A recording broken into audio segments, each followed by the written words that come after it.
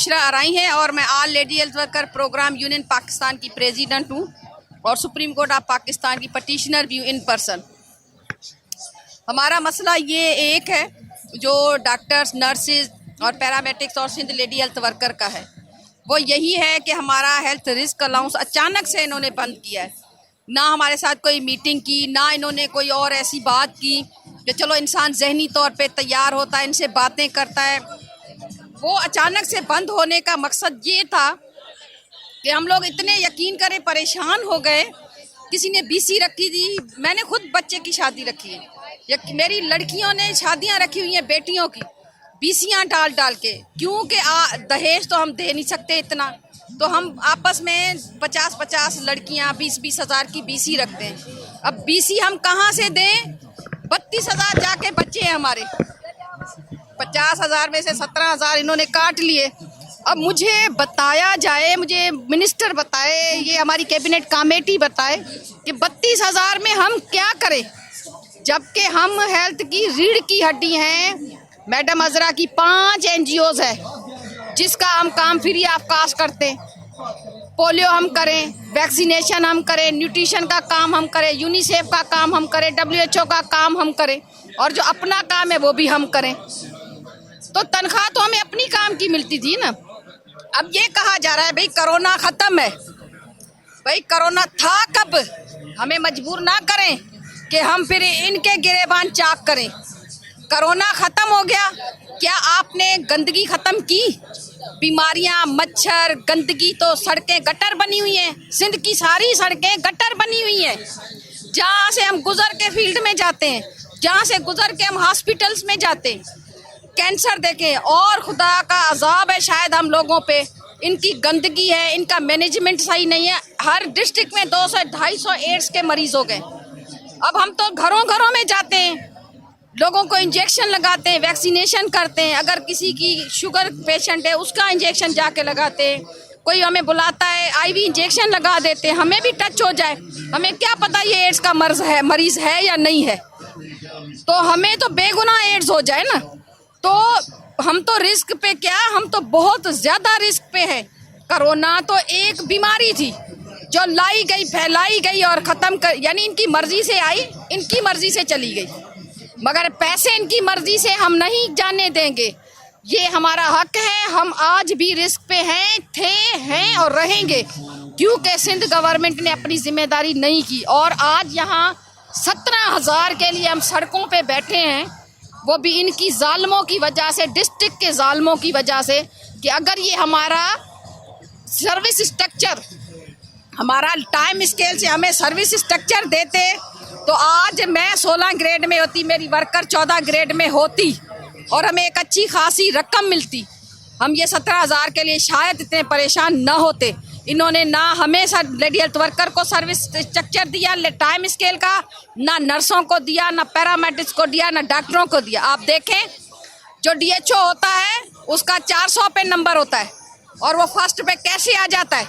वो 50-50 लाख भर के आता है। भाई तुम लोग तो कमीशनें लेते हो, मेडिसन से कमीशन आती है, मेडिकल रेप से कमीशन आती है, NGO आपको कमीशन देती हैं, ठीक है ना। हमें क्या मिलता है? हमें एक तनख्वाह मिलती है सूखी पुकी, जिससे हम गुजारा, और हम इतने अब खुश थे 50,000 में कि हम भी गुर्बत की लकीर से ऊपर आना शुरू हो गए थे। शायद इनको गवारा नहीं हुआ कि हम लेडी हेल्थ वर्कर के जो बच्चे हैं वो कल को पढ़ के, जाहिर है पैसा होगा तो तालीम देंगे ना। इन्होंने तो तालीम सिंध में नहीं दी फ्री। हम भी बच्चों को प्राइवेट स्कूल में पढ़ाना शुरू हो गए थे कि वार्ड सेक्रेटरी ना बन जाए गरीब का बच्चा DHO ना बन जाए, गरीब का बच्चा पार्लियामेंटेरियन ना बन जाए, गरीब का बच्चा पायलट ना बन जाए। हम एम्प्लॉय के बच्चे जो है ना वो कुछ बन ना जाए, इनको ये डर है। ये हमें गुर्बत की लकीर के नीचे ही रखना चाहती है सिंध गवर्नमेंट, ताकि हम अपनी दाल रोटी में परेशान रहें और ये जो जी चाहे करते रहें।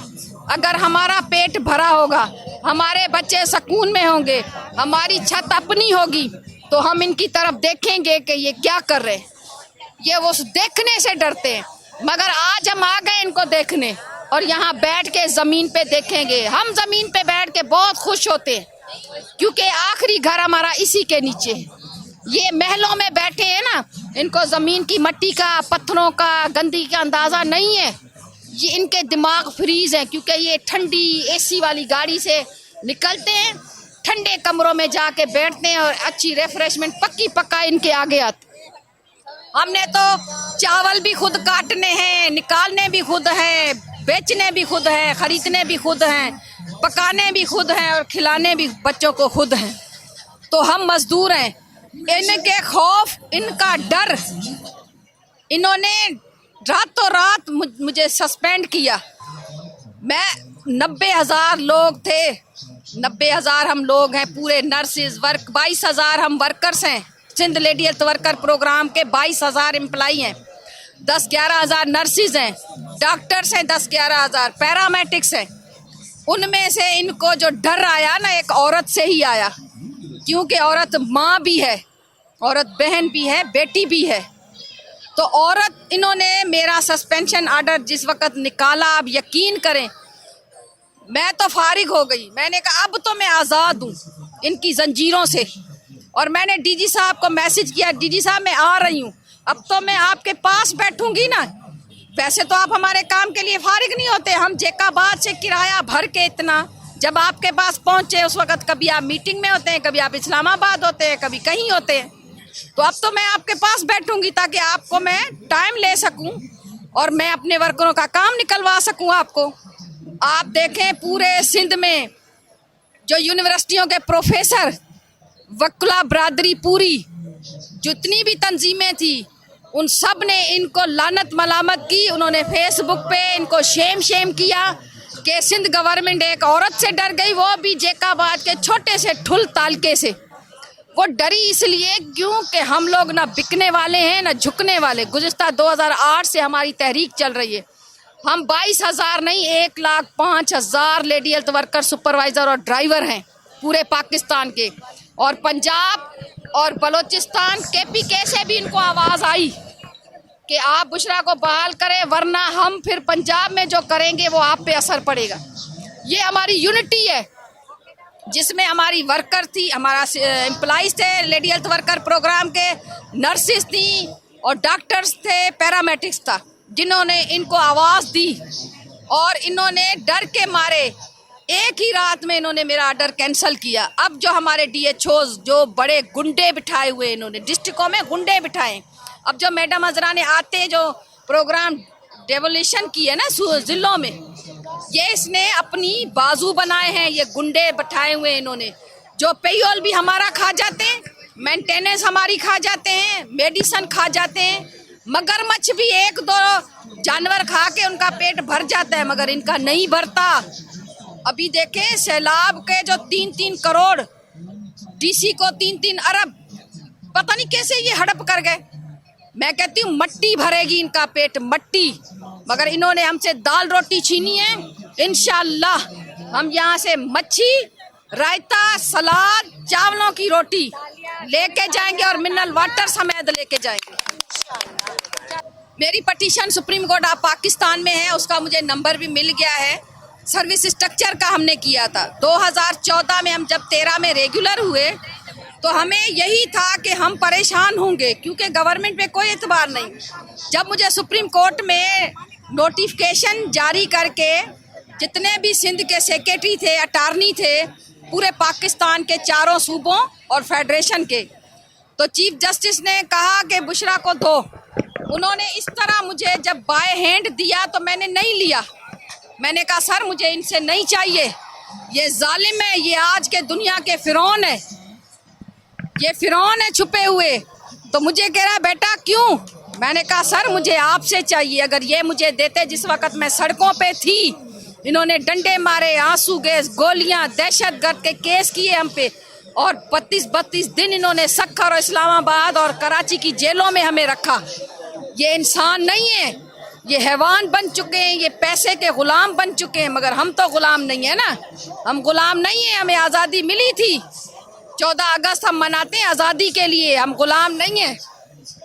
ये कमीशन पास करके आते, और गुलामी के लिए शर्म आनी चाहिए। इदारे गुलाम हैं, रहें, हम गुलाम नहीं, हम आवाम गुलाम नहीं है, नहीं है, नहीं है। और ना हम झुकेंगे, ना हम डरेंगे, ना हमें अपने इस रोजगार का परवाह है हमें अपने बच्चों के रोजगार का। क्यों? मैं आपको बताऊं क्यों। क्योंकि हमारा ईमान है कि रिज़्क रोजी वो देता है, ये नहीं देते। हम काम करते, इनकी बढ़ती है तनख्वाह, इनको अवार्ड मिलते हैं, इनकी प्रमोशनें होती हैं। हम काम करते, हम मजदूर हैं, हम झाड़ू पोछा कर लेंगे, हम जाके राख की पोखी कर लेंगे, हम भट्टे से ईंटें उठा लेंगे, मगर हम कपड़े सिलाई कर लेंगे। मगर तुम लोगों का क्या होगा ये सोचो। आज हम बद्दुआ देती हूँ कैबिनेट कमेटी को और इन मिनिस्टरों को और अपने डीजी हेल्थ को भी और सेक्रेटरी साहब को भी कि आप लोग हमारे लिए नहीं बोलते। क्यों नहीं बोलते आप हमारे लिए? कैबिनेट कमेटी को कौन सी जरूरत है कि वो हम लोगों का रिस्क अलाउंस बंद करे? यूटिलिटी स्टोर जो है ना, वो 300 रुपये दिया जाता है। भला 300 रुपये में पूरे महीने का राशन आता है? टमाटर 400 रुपये है, चाय देखें, चीनी देखें, आटा देखें, चावल देखें, 1100 रुपये मन, 11,000 रुपये जो 3,000 में मिलता था। 400 रुपये, 450 रुपये चावल, वो भी गरीब टोटा चावल लेके खाते। तो शर्म आनी चाहिए, शर्म सिंध गवर्नमेंट को। कौन दिलाएगा शर्म? हम दिलाएंगे इंशाल्लाह। हम इन पे केस करेंगे सिंध हुकूमत पे, और इंशाल्लाह वो केस तैयार हो रहा है कि इन्होंने किस कानून के तहत मुझे सस्पेंड किया। क्या पाकिस्तान ये है? इस तरह रहे? इस तरह नहीं रहेंगे हम इस तरह रहेंगे। और इंशाल्लाह दुनिया देखेगी कि सिंध के एम्प्लॉई ने ग्रैंड हेल्थ अलाइंस जब इकट्ठे हुए हैं तो उन्होंने हक अपना इनसे कैसे छीना है, और छीनेंगे इंशाल्लाह।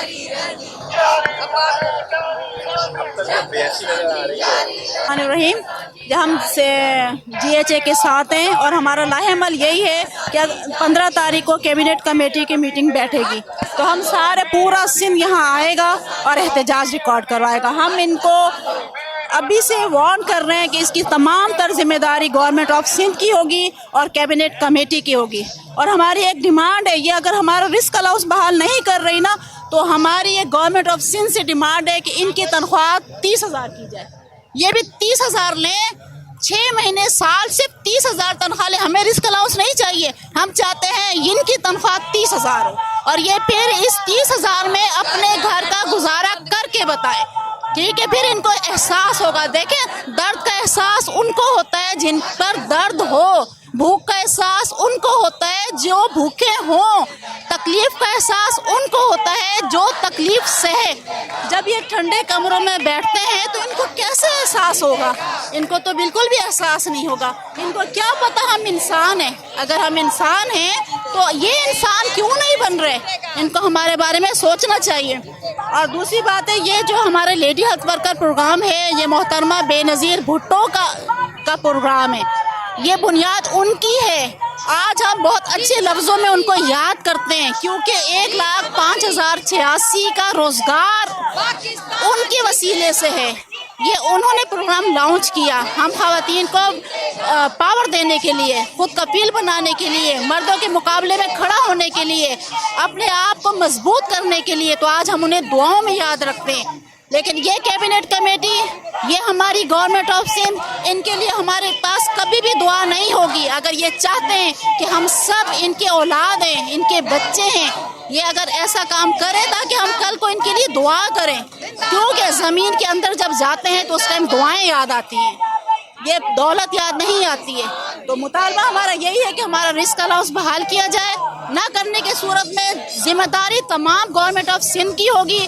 हम ना झुकेंगे, ना हम हटेंगे, हम मरने मराने पर आएंगे। और हम इनको याद दिलाना चाहते हैं कि 2011 में इस्लामाबाद के प्रेस क्लब के सामने हमने अपने आप को जलाया। जाहिर है, हमने जब उस टाइम अपने आप को जलाया तो आप ये सोच सकते हैं कि अब हम क्या करेंगे। तो इसकी तमाम तर जिम्मेदारी गवर्नमेंट ऑफ सिंध की होगी।